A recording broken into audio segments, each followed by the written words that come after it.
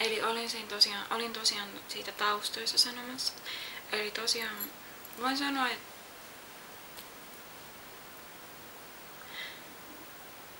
no siis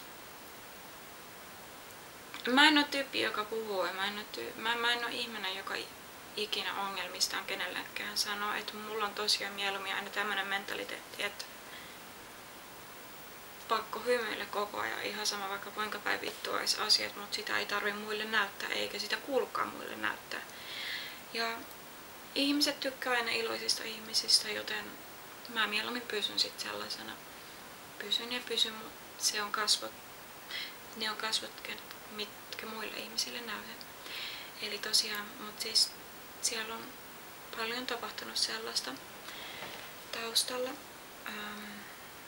jotka ehkä selventää munkin käytöstä ja se, että en mä niin ylimielinen paska ole, mitä antaa kirjoitukset kuvaksi.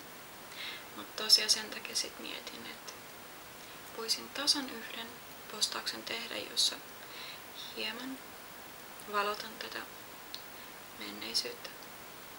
Ja siis kyllä mä tiedän, että eihän mun mitään tollaista tarvitkaan.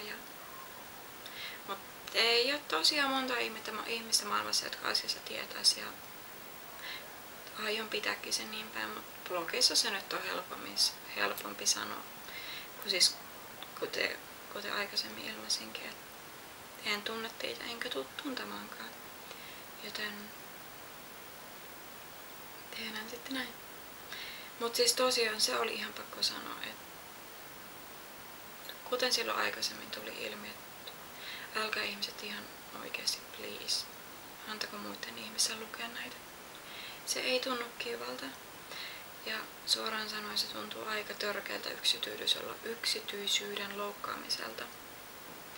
Et varsinkin tämän tulevan postauksen, sen jahka saan sitten joskus vuonna kirjoitettua, niin